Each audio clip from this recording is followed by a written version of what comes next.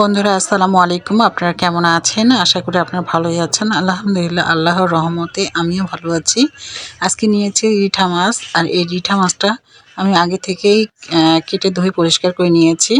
আর এই মাছটা কারা কারা চিনেন আর কারা কারা খেতে পছন্দ করেন অবশ্যই কমেন্ট করে জানাবেন। বন্ধুরা, ভিডিওটা প্রথম থেকে শেষ পর্যন্ত দেখবেন। ভালো লাগলে অবশ্যই লাইক সাবস্ক্রাইব করে বন্ধু হয়ে পাশে থাকবেন। এই যে আমি নিয়েছি রিঠা মাছ, আর রিঠা মাছের মধ্যে আমি লবণ হলুদ দিয়ে ভালো করে মেখে নিয়েছি। আর নিয়ে এদিকে মাটির চুলায় আগুন ধরিয়ে দিয়েছি। যেহেতু এখন থেকে আপনাদের সাথে শেয়ার করছি মাটির চুলায় রান্না করা, আমি আগে থেকেও অবশ্য মাটির চুলাতে রান্না করতাম দেখানোর জন্য। জানি না আমার মাটির চুলার রান্না কেমন হয়, অবশ্যই আপনারা কমেন্ট করে জানাবেন যে কেমন হয়। এই মাছটা কিন্তু প্রচণ্ড পরিমাণে ফুটে, সেই জন্য দূর থেকে মাছটাকে ভাজানো হচ্ছে। এখন আমি আস্তে আস্তে ঢাকা দিব আর মাছটাকে ভাজবো। আর এই মাথাগুলো আমি ভেজে উঠিয়ে নিয়েছি। আর এই মাছটা ঠান্ডার সময় খেতে এত ভালো লাগে, অনেক ভালো লাগে ঠান্ডার সময় খেতে। তাই চেষ্টা করি ঠান্ডার সময় এসব মাছ রান্না করার জন্য। তো এই মাছটা কিন্তু বেশি বড় সাইজ ছিল না, মাঝারি ধরনের সাইজ ছিল, আর বড় সাইজটা পাওয়াও যায়নি। সেজন্য এই মাছটা রান্না করতেছি আবার নতুন আলু দিয়ে, ধনিয়া পাতা, টমেটো দিয়ে। এভাবে রান্না করলে শীতের দিনে যদি আজকে রান্না করে রাখা যায়, পরের দিন খাওয়া যায়, সেটা কিন্তু স্বাদ পাওয়া যায় অন্যরকম। আমার মতো কে কে এভাবে রান্না করে খেতে ভালোবাসেন অবশ্যই কমেন্ট করে জানাবেন বন্ধুরা। মাছটাকে ঢাকা দিয়েছি, ঢাকা দিয়ে মাছটাকে ভেজেছি। ভেজার পরে এই কড়াইটা আমি মাটিতে নামিয়ে নিয়েছি। নামিয়ে নেওয়ার পরে তারপর মাছটাকে উল্টিয়ে দিচ্ছি। কারণ হচ্ছে, যদি আপনি চুলার অবস্থায় যদি আপনারা এটা উল্টাতে যান, তাহলে কিন্তু শরীরের মধ্যে তেল ছিটকে আসবে। আর এই মাছটাতে মোটামুটি ভালো পরিমাণে তেল থাকে। দেখুন বন্ধুরা, আমি যতটুকু তেল দিয়েছি ততটুকু তেল আছে। আর এটা হচ্ছে সমুদ্রের মাছ। যেহেতু এটা ফ্রিজের মাছ, অনেকেরই খেতে ভালো লাগবে, অনেকেরই আবার খেতে ভালো লাগে না। এটা হচ্ছে আমরা খেতে ভালোবাসি, সবারই মুখের স্বাদ তো আর সব সময় একে থাকে না।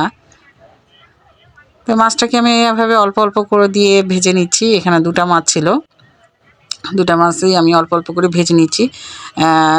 মাছগুলো ভাজা হয়ে গেছে, এখন আমি সম্পূর্ণগুলো তুলে নিচ্ছি। আর যেহেতু মাঝারি ধরনের সাইজ ছিল, তাহলে বুঝতেই তো পারছেন।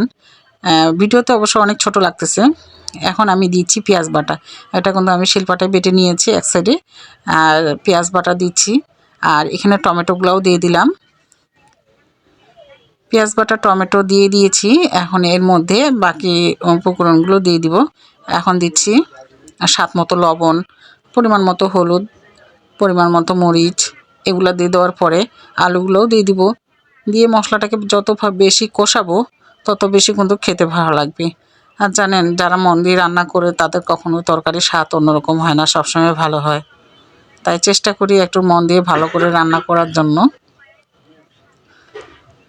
দেখেন বন্ধুরা, মরিচটা দেওয়ার পরে কালারটা কিন্তু অন্যরকম হয়ে আসলো।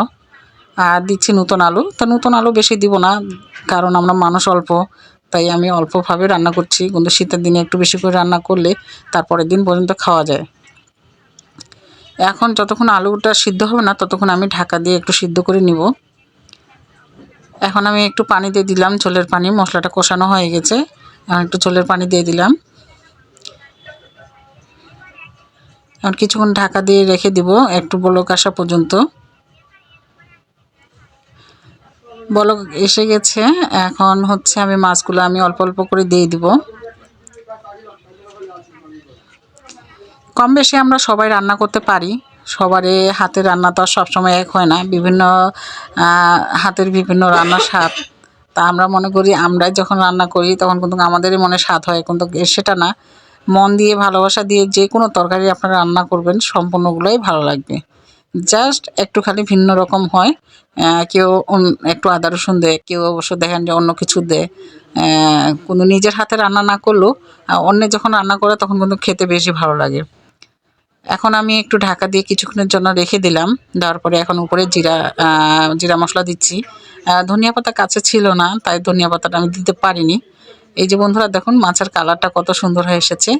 এভাবে যদি আপনারা রান্না করে খেয়ে দেখেন, আমি জানি যে আপনাদেরকে ভালো লাগবে। ভালো থাকবেন সবাই। আসসালামু আলাইকুম।